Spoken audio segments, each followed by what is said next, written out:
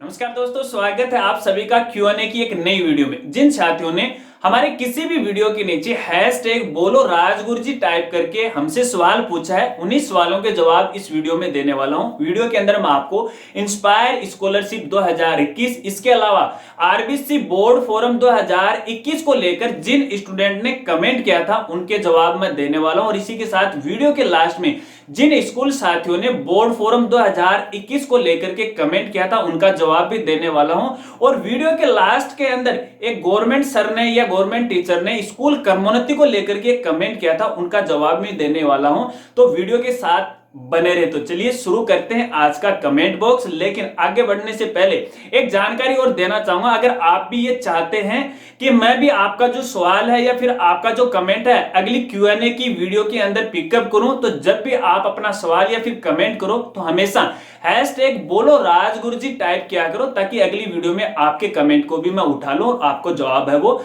दे दूं। इसके अलावा आप मुझे इंस्टाग्राम या फिर ट्विटर पर भी फॉलो कर सकते हैं और वहां भी आप अपने सवाल मुझसे पूछ सकते हैं, लेकिन वहां पर भी आप हैशटैग बोलो राजगुरुजी टाइप करके अपने सवाल है वो मुझसे पूछ सकते हैं। तो चलिए आज का कमेंट बॉक्स है वो शुरू करते हैं और कमेंट उठाते हैं। देखिए वीडियो थोड़ी लंबी जरूर होने वाली है क्योंकि काफी साथियों के कमेंट मैंने इस वीडियो में शामिल किए हैं, तो वीडियो को आप लास्ट तक जरूर देखिए। हो सकता है कि शायद आपने हमारी वीडियो के नीचे कमेंट नहीं किया, फिर भी आपको एक नई जानकारी है इस वीडियो के माध्यम से वो मिल जाए। तो चलिए आज का सबसे पहला जो कमेंट है इंस्पायर स्कॉलरशिप को लेकर के है और कमेंट लिखने वाले हैं संदीप यादव और इन्होंने लिखा है बीएससी बायोटेक एलिजिबल है कि नहीं? नहीं है। इंस्पायर स्कॉलरशिप के अंदर बीएससी बायोटेक मान्य नहीं होती है। जो भी प्रशिक्षण कोर्स होते हैं वो इंस्पायर स्कॉलरशिप के लिए एलिजिबल नहीं होते हैं। चलिए अगला कमेंट लेते हैं और अगले कमेंट लिखने वाले हैं मेगा बंसल और इन्होंने लिखा है सर ये स्कॉलरशिप कॉमर्स वालों को नहीं मिलती है क्या? Please reply me sir. नहीं, कॉमर्स वालों को भी ये नहीं मिलती है। चलिए अगला कमेंट और अगले कमेंट लिखने वाले हैं वंदना कुमारी और इन्होंने लिखा है सर आप रजिस्ट्रेशन क्या करें? I have pass 12th class in 2020 having 92.6%। तो देखिए वंदना जी, आपको मैं यहां कहना चाहूंगा, देखिए अगर आपको आरबीसी बोर्ड या किसी भी बोर्ड की मेरिट लिस्ट में आप आ गए हो इंस्पायर स्कॉलरशिप के लिए, तो देखिए आपको इंस्पायर स्कॉलरशिप की वेबसाइट पे विजिट करके आपको फॉर्म है वो भरना है। लेकिन इसके लिए आपको थोड़ा सा वेट करना पड़ेगा क्योंकि अभी इंस्पायर स्कॉलरशिप 2021 के जो फॉर्म भरने हैं वो शुरू नहीं हुए हैं। थोड़ा सा आपको वेट करना होगा। जब ये शुरू हो जाएंगे तो इसके आगे की जानकारी है मैं दे दूंगा। चलिए अगला कमेंट लेते हैं और अगले कमेंट लिखने वाले हैं अभिनव सिंह पाल और इन्हें लिखा है सर इस साल इंस्पायर छात्रवृत्ति किस आधार पर दी जाएगी? क्योंकि कई यूनिवर्सिटी में इस साल परीक्षा नहीं हुई है और कई जगह तो एक विषय की हुई है या दो की, मतलब शायद ही कोई यूनिवर्सिटी हो जिसमें सभी विषयों की परीक्षा हुई हो, तृतीय वर्ष वालों को छोड़कर। तो देखिए अभिनव सिंह, मैं आपको बताऊं इंस्पायर स्कॉलरशिप 2019 की अगर बात कर रहे हैं या फिर 2018 की अगर आप बात कर रहे हैं और आपने फॉर्म अप्लाई किया था और आप एलिजिबल भी थे और आपको इंस्पायर स्कॉलरशिप नहीं मिली है, तो देखिए कोविड-19 को चलते हुए अलग अलग जो क्लासेज हैं, चाहे वो कॉलेज लेवल मान लो चाहे स्कूल लेवल मान लो, उनको बिना परीक्षा के अगली कक्षा में प्रमोट कर दिया। अब बात आती है स्कॉलरशिप की कि आखिरकार ये स्कॉलरशिप है किस आधार पर दी जाएगी। वैसे जो स्कॉलरशिप है वो 60% पास आउट स्टूडेंट को दी जाती है, लेकिन इस आधार पर तो अभी तो कोई परसेंटेज का मामला नहीं क्योंकि सभी स्टूडेंट को है वो प्रमोट कर दिया। तो देखिए ये तो मैनेजमेंट करेगा, जो इंस्पायर स्कॉलरशिप आपको जो वितरण करते हैं जो डिपार्टमेंट होता है वो तय करेगा कि आपको किस आधार पर दी जाएगी। अगर आपका नंबर आया हुआ है, अगर आपको पिछली साल भी मिली हुई है और इस साल आपको नहीं मिली है या फिर आपने फर्स्ट ईयर की फर्स्ट बार एग्जाम दी है, तो देखिए मैनेज तो इंस्पायर जो ऑफिस है या फिर इंस्पायर डिपार्टमेंट है वो इसका मैनेज करने वाले हैं। वो किस आधार पर देंगे तो उसकी सूचना है वो अपनी वेबसाइट पे दे देंगे। हालांकि इसके बारे में अगर कोई नई जानकारी आएगी तो मैं अगली वीडियो में मैं आपको बता दूंगा। चलिए अगला कमेंट लेते हैं और अगले कमेंट लिखने वाले हैं अंकित मीना और इन्होंने लिखा है सर मुझे ये स्कॉलरशिप का लेटर आज स्कूल से मिला है और मेरा नीट भी क्लियर हो गया है और अब मैं एमबीबीएस करूंगा, तो क्या मुझे ये स्कॉलरशिप मिलेगी या नहीं? क्योंकि ये तो शायद बीएससी वालों को ही मिलती है ना। तो देखिए अंकित जी, मैं आपको यहाँ कहना चाहूंगा जो भी प्रशिक्षण कोर्स होते हैं, जो भी ट्रेनिंग वाले कोर्स होते हैं, उनको इंस्पायर स्कॉलरशिप वो नहीं मिलती। और एमबीबीएस एक ट्रेनिंग कोर्स है तो यहाँ पर भी आपको ये स्कॉलरशिप वो नहीं मिलने वाली। लेकिन आपने एक बात और कही है कि आपने नीट है वो आपने क्लियर कर दी। अगर आपने नीट क्लियर कर दी, आप टॉप में आ जाते हो और नीट डिपार्टमेंट के द्वारा या जो भी जिसने एग्जाम करवाई थी, और वहां पर यदि इंस्पायर स्कॉलरशिप को लेके मेरिट लिस्ट निकाली जाती है और उस मेरिट लिस्ट में आपका नाम आ जाता है, तो आपको ये स्कॉलरशिप है वो मिल सकती है। चलिए अगला कमेंट लेते हैं, और अगले कमेंट लिखने वाले गोविंद सैनी, और इन्होंने लिखा है सर मेरा एसबीआई बैंक अकाउंट है लेकिन जन धन बैंक अकाउंट है, जीरो बैलेंस वाला है, तो क्या मुझे फिक्स डिपॉजिट वाला बैंक अकाउंट की जरूरत है या इसी से काम चल जाएगा? तो गोविंद सिंह मैं आपको यहां बताना चाहूंगा, देखिए जो जन आधार को लेकर के जो भी बैंक अकाउंट खोले गए थे उसकी एक लिमिटेशन होती है, उसमें आप मैक्सिमम 10,000 का ट्रांजैक्शन वो कर सकते हैं, यानी 10,000 तो आप जमा करवा सकते हैं और 10,000 ही एक साथ वो निकाल सकते हैं एक डे के अंदर। लेकिन ये जो स्कॉलरशिप की बात करें तो यहाँ पर आपको जो भी किस्त मिलेगी इस स्कॉलरशिप की, तो जो मिनिमम है वो 20,000 रुपए की आपको फर्स्ट इंस्टॉलमेंट है वो मिलेगी। तो ऐसे में इस अकाउंट के अंदर आपको वो नहीं मिलने वाली, तो इसलिए आप इस अकाउंट को तो क्लोज करवा दो और आप बैंक की शाखा में विजिट करके फुल जो अकाउंट होता है वो आपको ओपन करवाना है। अगर ये अकाउंट है फुल अकाउंट में कन्वर्ट हो जाता है तो आप बैंक मैनेजर से बात कर सकते हैं कि सर ऐसे अकाउंट खोला गया था, अब इसको फुल में कन्वर्ट करना। अगर वो फुल में कन्वर्ट हो जाता है तो इसी को आप कन्वर्ट करवा लेना, अगर नहीं होता है तो इसको आप बंद करवा देना और एक फुल अकाउंट है वो आप खुलवा लेना। चलिए इसके अलावा अगला कमेंट लेते हैं, और अगले कमेंट लिखने वाले हैं मोहित नो। अब ये क्या नाम है भाई, और यूपी से है भाई ये, और इन्होंने लिखा है यूपी बोर्ड सर मेरा इंटर में अभी 383 नंबर हैं और मैं सिक्योरिटी का फॉर्म डाला हूं, अगर सिक्योरिटी रिजल्ट में मेरा 390 प्लस नंबर हो जाता है तो क्या मेरा मेरिट लिस्ट में नाम आएगा इंस्पायर स्कॉलरशिप में? यूपी बोर्ड से हैं, और देखिए यूपी बोर्ड की जो मेरिट लिस्ट निकलती है इंस्पायर स्कॉलरशिप को लेकर के वो नंबर के आधार पर निकलती है। तो वहां पे जो इंस्पायर स्कॉलरशिप 2021 के लिए जो मेरिट लिस्ट निकली है वो 390 निकली है। अब इन्होंने समीक्षा के लिए यानी रीटोटलिंग के लिए दोबारा फॉर्म अप्लाई किया। यदि आपने फॉर्म अप्लाई किया और आपके नंबर बढ़ जाते हैं और 390 प्लस हो जाते हैं तो आप इसके लिए एलिजिबल हो, ये स्कॉलरशिप है वो आपको मिल सकती है, अन्यथा आपको ये नहीं मिलने वाली है। चलिए अगला कमेंट लेते हैं, और अगले कमेंट लिखने वाले सुनील खिंचड़, और इन्होंने कई बार कमेंट किया है कि सर मैंने आपकी जो स्कॉलरशिप वाली वीडियो है उनके नीचे कमेंट कीजिए, हैशटैग बोलो राजगुरु जी भी टाइप कर दिया, लेकिन आप मेरे सवाल का ही जवाब नहीं दे रहे। और काफी इन्होंने सवाल पूछे हैं, एक दो सवाल मुझे अच्छा लगा और थोड़ा बड़ा सवाल था वो मैंने उठा लिया, थोड़ा पढ़ने में मुझे टाइम जरूर लगेगा, लेकिन एक बार मैं पढ़ के सुनाता हूं कि उन्होंने क्या पूछा है। और इन्होंने पूछा है सर जी क्या दोबारा कट ऑफ नहीं आएगी? दूसरी प्लीज किसी गवर्नमेंट लेक्चर ने कहा है कि 2019 की कट ऑफ अब सितंबर में आई है, जिसमें उन स्टूडेंट का नाम लिस्ट से कट जाता है जिन्होंने या तो कोई डॉक्यूमेंट जमा नहीं किया है या कोई फॉर्म नहीं भरे हैं, या उनको भी कट करते हैं जिनका लास्ट कट ऑफ लिस्ट से परसेंटेज कम हो। और उन्होंने कहा है ये 2020 की कट ऑफ जून जुलाई के आसपास आएगी, जिसमें 1 से 2% बढ़ाकर लिस्ट निकाली जाती है, प्लीज बताओ मैं कंफ्यूज हूं। तो देखिए सुनील खिचड़ी, यहां पर आपको कंफ्यूज होने की कोई बात नहीं, हालांकि आपका सवाल बड़ा है, टुकड़ों में आपको जवाब वो देना पड़ेगा और सवाल भी इनका अच्छा है।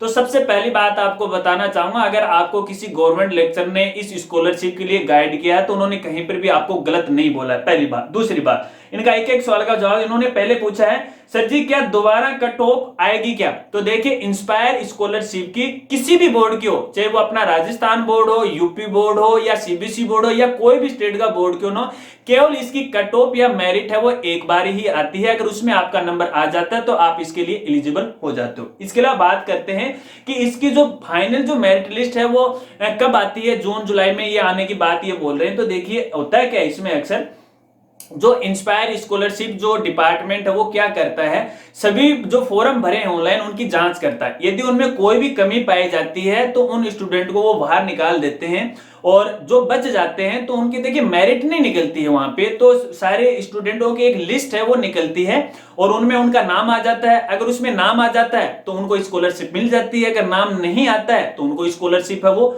नहीं मिलती है। तो यहाँ पे देखिए कट ऑफ है वो एक बार जारी होती है, इसके अलावा कोई दूसरी मेरिट है वो नहीं निकलती, क्योंकि वैसे ही हर एक बोर्ड से 1% स्टूडेंट को ये स्कॉलरशिप है वो मिलती है, इसके अलावा कोई अलग से जो मेरिट है वो नहीं निकलती है।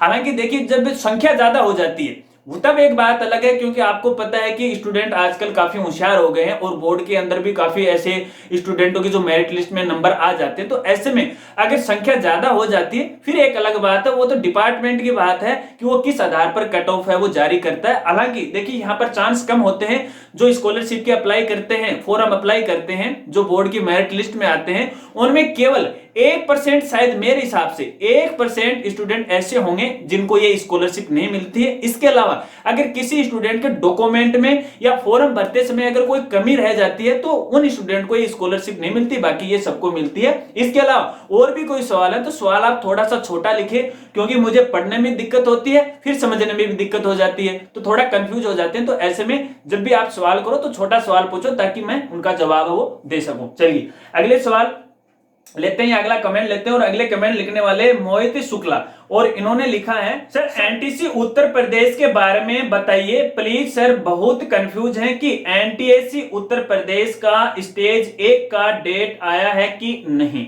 तो देखिए मोहित जी यूपी से हैं और उन्होंने एनटीसी एग्जाम 2021 के बारे में पूछा, यानी नेशनल टैलेंट सर्च एग्जामिनेशन या राष्ट्रीय राज्य प्रतिभा खोज परीक्षा 2021 के बारे में पूछा है और यूपी बोर्ड के लिए पूछा है। तो यहां देखिए मोहित मैं आपको बताना चाहूंगा, देखिए जो एनटीसी की जो एग्जाम होती है वो 2 स्टेज की होती है, और फर्स्ट स्टेज की जो एग्जाम होती है जो स्टेट का बोर्ड है वो करवाता है, इसके लिए वो फॉर्म अप्लाई करता है। और ये जो फॉर्म है अलग अलग स्टेट के जो बोर्ड है अलग अलग समय में करवाते हैं। अब यहां देखिए मैं बात करूं अगर राजस्थान की, तो राजस्थान बोर्ड ने इसकी प्रोसेस है वो शुरू कर दी है, फॉर्म है वो भरने शुरू हो गए। लेकिन आपके यहाँ यानी आपके यूपी बोर्ड में अभी तक ये फॉर्म है वो शुरू नहीं हुए, तो इसके लिए आपको थोड़ा सा इंतजार करना पड़ेगा और लगातार आपको अपने स्टेट बोर्ड की जो यूपी बोर्ड की जो साइट है उस पर आपको अपडेट रहना पड़ेगा, वहां पे आपको सूचना मिल जाएगी। अगर आगे इसके बारे में जानकारी आएगी तो अगली वीडियो में मैं देने की कोशिश करूंगा। चलिए अगले कमेंट को लेते हैं, और अगले कमेंट लिखने वाले हैं बालाराम बिट्टू मीना, और इन्होंने लिखा है क्लास 11th एंड 12th का स्कॉलरशिप फॉर्म कैसे भरें, एनएसपी पोर्टल से या फिर एसजीई से, प्लीज टेल मी। तो देखिए बालाराम जी आपको यहां बताना चाहूंगा, जो भी स्कॉलरशिप है देखिए स्कॉलरशिप आपको एक जगह से ही मिलने वाली है। एनएसपी पोर्टल नेशनल पोर्टल होता है, जबकि जो एसजी पोर्टल है वो स्टेट पोर्टल होता है। आप किसी एक से अप्लाई कर दो आपको एक जगह से ही मिलने वाली है, क्योंकि आजकल तो आधार कार्ड होता है और भैया मैच हो जाएगी, आपको एक जगह ही आपको भरना है, चाहे आप एसजी से भर दो। और मैं आपको यहाँ राय देना चाहूंगा, देखिए अभी जो स्टेट वाली जो स्कॉलरशिप है विभाग के द्वारा धीरे धीरे बंद है, वो की जा रही है, हालांकि बहुत ही कम ये दी जा रही है। तो आपको एनएसपी पोर्टल पे अपनी स्कॉलरशिप के लिए अप्लाई करना चाहिए। आप एससी एसटी या किसी भी समुदाय से या किस स्कॉलरशिप के लिए अप्लाई आप करना चाह रहे हैं तो आपको एनएसपी पोर्टल से वो अप्लाई करने चाहिए। अप्लाई की अभी देखिए 31 अक्टूबर लास्ट डेट है, आपको मैं बता देता हूं 31 अक्टूबर 2020 लास्ट डेट है, इससे पहले है आप फॉर्म अप्लाई है वो कर सकते हो। चलिए अगले कमेंट को लेते हैं, और अगले कमेंट लिखने वाले हैं अल्ताफ खटक, और इन्होंने लिखा है सर 12th बोर्ड भरते समय कौन से डॉक्यूमेंट लगाने हैं प्राइवेट और रेगुलर में। तो देखिए अल्ताफ आपको यहां कहना चाहूंगा, हालांकि आपने अपने क्वेश्चन की थोड़ी लैंग्वेज वो अटपटी सी हो गई, लेकिन फिर भी मैं यहां समझ गया कि आप 12th का बोर्ड फॉर्म भरना चाहते हो, डॉक्यूमेंट पूछना चाहते हो कि उसके साथ क्या क्या डॉक्यूमेंट है आपको चाहिए। तो यहाँ पे देखिए 10th क्लास की मार्कशीट, इसके अलावा 11th क्लास की मार्कशीट, इसके अलावा 11th क्लास का प्रमोशन सर्टिफिकेट है वो चाहिएगा। अगर आपने 10th क्लास किसी दूसरे बोर्ड से की है, फॉर एग्जांपल जैसे सीबीएसई बोर्ड, यूपी बोर्ड या कोई भी बोर्ड रहा हो, अगर दूसरे बोर्ड से की है और अब आप माध्यमिक शिक्षा बोर्ड अजमेर से 12th का बोर्ड फॉर्म अप्लाई करना चाहते हो तो इसके साथ आपको जो पात्रता प्रमाण पत्र होता है वो भी चाहिएगा, वो भी आपको लगाना पड़ेगा। और इसके अलावा यदि आपने नवीन विद्यालय में 12th क्लास में नया एडमिशन लिया है किसी दूसरे विद्यालय में तो आपको पुराने स्कूल से टीसी कटवाकर नए विद्यालय में आपको जमा करवानी पड़ेगी, यही दस्तावेज चाहिए। इसके अलावा फोटो है, सिग्नेचर है वो चाहिए। और प्राइवेट स्टूडेंट की अगर मैं बात करूं तो उनको भी यही डॉक्यूमेंट चाहिए, ठीक है, शायद आप समझ गए। चलिए अगला कमेंट लेते हैं, और अगले कमेंट लिखने वाले हैं आयुष शर्मा, और इन्होंने लिखा है 12th मैथ से पास कर ली है, बीएससी मैथ में भी एडमिशन ले लिया है, अब 12th बायो से करना चाहते हैं तो क्या डॉक्यूमेंट चाहिए और कैसे फॉर्म भरवाएं, स्कूल जाकर क्या टीसी की फोटोकॉपी चलेगी?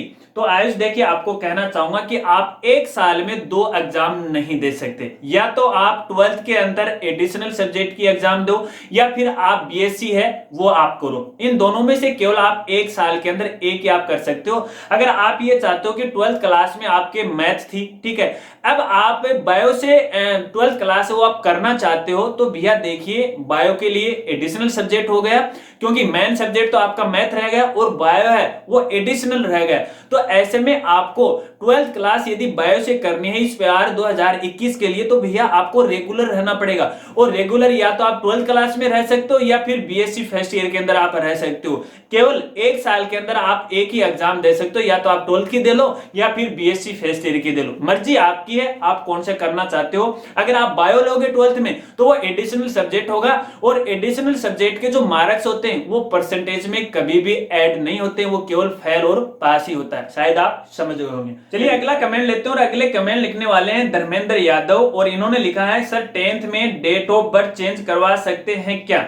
शायद ये बच्चे के गार्जियन लग रहे हैं, और इनका जो बच्चा है वो 10th क्लास में हो गया और अब उनकी जन्म तिथि वो चेंज करवाना चाहते हैं। तो देखिए धर्मेंद्र जी, आपको यहां मैं कहना चाहूंगा, आप डीओबी है वो चेंज करवा सकते हैं, लेकिन डीओबी या फिर जन्म तिथि चेंज करवाने के आपके पास वो प्रूफ होना चाहिए। एक तो बच्चे का जो जन्म प्रमाण पत्र है उसमें वही जन्म तिथि होनी चाहिए जो आप चाहते हो। देखिए कई बार क्या होता है कि स्कूल से गलती हो जाती है, तो ऐसे में अपन वो चेंज करवा सकते हैं। दूसरी बात, आपके बच्चे ने फर्स्ट क्लास में जिस स्कूल में एडमिशन लिया था, तो फर्स्ट क्लास के अंदर आपके बच्चे की क्या जन्म तिथि थी जो आप चाहते हो, क्या वही है क्या? इसके अलावा जिन जिन स्कूल के अंदर आपने एडमिशन दिलाया, अगर आपने बच्चे की स्कूल बदली है बार बार, तो हर एक स्कूल के रिकॉर्ड के अंदर आपको जन्म तिथि वो चेक करनी पड़ेगी। यदि कहीं पर भी एक जगह मिस्टेक हुई है, बाई चांस कई बार ऐसी है कि स्कूल वालों से गलती हो जाती है, अगर पुराने रिकॉर्ड में आपके बच्चे की जन्म तिथि सही है तो आप इसे चेंज करवा सकते हो। इसके लिए मैं एक सेपरेट वीडियो बनाने वाला हूं 1-2 दिन के अंदर, तो उसके अंदर मैं पूरी प्रोसेस बताऊंगा। हालांकि यहां बताऊंगा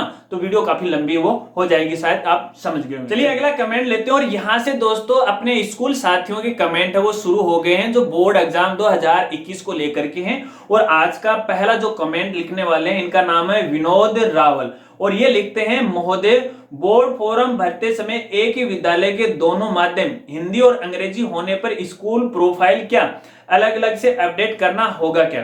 तो देखिए विनोद जी, आपको यहां कहना चाहूंगा, यदि आप बोर्ड फॉर्म अप्लाई कर रहे हो और विद्यालय की जो प्रोफाइल अपडेट कर रहे हो, तो यहाँ पे अगर आपके स्कूल में हिंदी और इंग्लिश दोनों ही मीडियम है तो आपको अलग अलग प्रोफाइल अपडेट करने की कोई आवश्यकता नहीं है। आपको केवल प्रोफाइल एक बार आपको यहाँ पे भरनी है। दूसरी बात, अगर आप सेकेंडरी या फिर सीनियर सेकेंडरी की प्रोफाइल अपडेट कर रहे हैं, तो सेकेंडरी की यानी कक्षा 10 लेवल की आपको अलग प्रोफाइल का ऑप्शन मिलेगा, और इसके अलावा कक्षा 12 के लिए आपको अलग ऑप्शन है वो मिलने वाला। तो प्रोफाइल तो आपको 2 बार भरनी पड़ेगी, लेकिन यहां पर मीडियम का कोई चक्कर नहीं होता। अगर 12th के लिए प्रोफाइल आप भर रहे हो तो वहां पर भी एक बार भरनी है, और 10th वालों के लिए भी एक बार आपको भरनी है। शायद आप समझ गए होंगे। चलिए अगला कमेंट लेते हैं, और अगले कमेंट लिखने वाले हैं रफीक अहमद, और ये लिखते हैं सर हमारे स्कूल सेकेंडरी से, हाँ ये वो साथी हैं जो गवर्नमेंट एम्प्लॉय हैं और स्कूल क्रमोन्नति को लेकर के इनका सवाल है। चलिए सबसे पहले इनका सवाल पढ़ते हैं, फिर उनको जवाब देते हैं। और रफीक जी लिखते हैं, सर हमारा स्कूल सेकेंडरी से सीनियर सेकेंडरी में 2017 में क्रमोन्नत हो चुका है, परंतु बोर्ड के सेंटर में अभी तक गवर्नमेंट सेकेंडरी ही आता है, कृपया समाधान सुझाने की कृपा करें। तो देखिए रफीक जी, आपके सवाल से थोड़ा सा मैं कंफ्यूज हो गया हूं। कंफ्यूज इसलिए हो गया क्योंकि आपने लिखा है बोर्ड के सेंटर में। आप कौन से सेंटर की बात कर रहे हो? एक तो जहां पे स्टूडेंट एग्जाम देते हैं उस सेंटर की बात कर रहे हो, या फिर अजमेर बोर्ड सेंटर की बात करो? हालांकि मैं दोनों के बारे में मैं आपको बताऊंगा। देखिए आपका स्कूल क्रमोन्नत हो गया, सेकेंडरी से सीनियर सेकेंडरी हो गया, और अभी तक आरबीसी बोर्ड के पोर्टल पर आपके स्कूल का नाम वो चेंज नहीं हुआ। तो इसके लिए आपको क्या करना है, आपको एक लेटर तैयार करना है सचिव माध्यमिक शिक्षा बोर्ड अजमेर के नाम से, ठीक है, और अपने प्रिंसिपल से उसको सत्यापित आपको करवाना है, और जो कारण है जो समस्या है वो समस्या आपको उस लेटर में लिखनी है। फिर उस लेटर को संबंधित डी ऑफिस से आपको प्रमाणित करवाना है। उसके बाद वो लेटर आपको बोर्ड कार्यालय अजमेर है वो डिस्पैच है वो कर देना है। जब वो लेटर उनके पास पहुंचेगा तो वो पोर्टल पे आपके स्कूल का नाम है वो अपडेट है वो कर देंगे। इसके अलावा आप बोर्ड की जो हेल्प सेंटर नंबर है उन पर भी आप कॉल कर सकते हो, लेकिन कॉल से ये काम नहीं होने वाला है क्योंकि वो भी एक एम्प्लॉय है, तो शायद हो सकता है कि काम है वो नहीं हो। तो ऐसे में आपको लेटर है वो आपको वहां पे सेंड करना हो जाएगा। अगर इसके अलावा यदि आपके और भी कोई सवाल है तो आप मुझे इंस्टाग्राम पे फॉलो करके वहां से पूछ सकते हैं, वहां पर मैं आपको थोड़ा सा और क्लियर है वो कर दूंगा। तो अगर देखिए अगर बोर्ड की वेबसाइट पे अपडेट हो जाएगा तो जहां पे स्टूडेंट एग्जाम देते हैं वहां पर भी वो अपडेट हो जाएगा, हर जगह वो अपडेट हो जाएगा। कहने का मतलब आपको लेटर भेजना पड़ेगा, हो जाएगा। चलिए अगले कमेंट लेते हैं और अगले कमेंट लिखने वाले हैं चंद्र प्रकाश सैनी और ये लिखते हैं डियर सर 12th क्लास में 2-3 स्टूडेंट के डाटा की पीएसपी पोर्टल पर एंट्री नहीं हुई है, क्या इनका बोर्ड फॉर्म भरा जा सकता है? तो देखिए चंद्र प्रकाश जी, इनका बोर्ड फॉर्म भरा जा सकता है। फिलहाल देखिए गवर्नमेंट के द्वारा पीएसपी पोर्टल को आरबीसी बोर्ड से लिंक नहीं किया गया है, तो हमें यह समस्या नहीं आने वाली है। जिस प्रकार से गवर्नमेंट स्कूल का जो साला दर्पण पोर्टल है वो आरबीसी बोर्ड की वेबसाइट से लिंक कर दिया। अब जब गवर्नमेंट स्कूल के जो साथी हैं बोर्ड फॉर्म भरते हैं तो भैया उनको बोर्ड की वेबसाइट पे विजिट करने की आवश्यकता नहीं, वो डायरेक्टली क्या करते हैं अपने साला दर्पण पोर्टल से ही बोर्ड फॉर्म वो भर देते हैं। उनको तो ये दिक्कत आ सकती है, लेकिन पीएसपी पोर्टल पर फिलहाल ऐसी कोई दिक्कत नहीं। हाँ, जब हमारे पीएसपी पोर्टल को बोर्ड की वेबसाइट से लिंक कर देंगे तो भैया तब ये दिक्कत आने वाली है। फिलहाल आप ये बोर्ड फॉर्म भर सकते हो। और पीएसपी पोर्टल को लेकर के शायद काफी जो हमारे स्कूल साथी उनको सवाल था कि भैया डाटा एंट्री वो कब से होगी, क्योंकि डेट है वो चली गई। तो भैया देखिए फिलहाल डेट है वो 20 अक्टूबर 2020 थी, वो तो चली गई। अब दोबारा यदि अनलॉक होगा तो इसके बारे में जानकारी दे देंगे, अगर नहीं होगा तो भैया जैसा चल रहा है वैसा चलेगा। चलिए अगला कमेंट लेते हैं और अगले कमेंट लिखने वाले हैं खेमचंद सैनी और ये लिखते हैं बोर्ड फॉर्म भरने की संपूर्ण प्रक्रिया ऑनलाइन स्टेप बाय स्टेप जरूर बताएं सर। तो देखिए खेमचंद जी, इसके बारे में जल्द ही वीडियो अपलोड करने वाला हूं और कोशिश करूंगा कि कल शाम तक आपके लिए वीडियो है वो प्रोवाइड मैं करवा दूं, अगर मुझे अचानक से कोई काम नहीं निकला तो। अगर फिर भी अगर आप वीडियो देखना चाहते हैं तो पिछले साल की एक मैंने इस बारे में वीडियो बना रखी है, आप अपने चैनल पे विजिट कीजिएगा और वो वीडियो आप फाइंड आउट कीजिएगा, तो आप वहां से भी वीडियो देख सकते हैं। अगर आप यही चाहते हो कि यार मैं 2021 वाली देखना चाहते हो तो भैया कल तक का तो देखिए आपको वेट करना पड़ेगा। हालांकि मैंने एक छोटी सी वीडियो बना रखी है चालान को लेकर के, अपने स्कूल के रजिस्ट्रेशन को लेकर के, उसके बारे में मैंने बना रखी है। तो कोशिश करूंगा कि वो वीडियो इस वीडियो के बाद में जल्द से जल्द अपलोड कर दूं, अगर कोई टेक्निकल इश्यू नहीं आया तो। और बस आज के यही कमेंट बॉक्स थे, शायद आप समझ गए होंगे और शायद आपके सवालों के जवाब इस वीडियो में आपको मिल गए होंगे। अगर सवालों के जवाब आपको मिल गए तो यार वीडियो को लाइक जरूर करना और कमेंट में यस आप जरूर लिखना यदि आपको समाधान मिल गया है। अगर आपको वीडियो अच्छी लगी है तो लाइक जरूर करना। यार आप लाइक नहीं करते हो, देखिए लाइक से मुझे कोई ज्यादा फर्क नहीं पड़ता है, हालांकि एक मोटिवेशन है वो मिलता है कि हाँ मेरी जानकारी से मेरे जो साथी लोग हैं, मेरे जो फैमिली के जो परिवार के जो लोग हैं वो संतुष्ट हो रहे हैं, उनको समझ में आ रहा है। हाँ, अगर जानकारी आपको अच्छी नहीं लग रही है तो आप डिसलाइक कर सकते हो, मैं ये नहीं कहूंगा कि आप लाइक ही करें। अगर अच्छा नहीं लग रहा है तो आप डिसलाइक कर सकते हैं, लेकिन आपके सवाल का जवाब आपको मिल जाता है, जानकारी आपको सही मिल जाती है तो आप लाइक जरूर कीजिएगा। और चैनल पे नए हैं और अभी तक चैनल को सब्सक्राइब नहीं किया तो जरूर सब्सक्राइब कीजिएगा और सब्सक्राइब करने के बाद बेल आइकन दबा के ऑल नोटिफिकेशन है वो आप ऑन कर लीजिएगा ताकि अगली वीडियो का नोटिफिकेशन है वो आप तक पहुंच जाए। और दोस्तों मुझे बताना कि आज की वीडियो आपको कैसी लगी, अगर वीडियो अच्छी लगी हो तो वीडियो को अपने साथियों में जरूर शेयर कीजिएगा। इसके अलावा यदि आप ये चाहते हो कि मैं अगली Q&A वीडियो के अंदर आपके सवालों को मैं शामिल करूं तो जब भी आप कमेंट करो तो कमेंट में #बोलो राजगुरुजी टाइप करके अपना सवाल वो मुझे लिख सकते हो, ताकि मैं अगली वीडियो में आपके सवाल को पिकअप कर लूं और आपको जवाब है वो दे दूं। बताना साथियों वीडियो आपको कैसी लगी। मिलते हैं अगली एक नई वीडियो के साथ, तब तक के लिए जय हिंद जय भारत।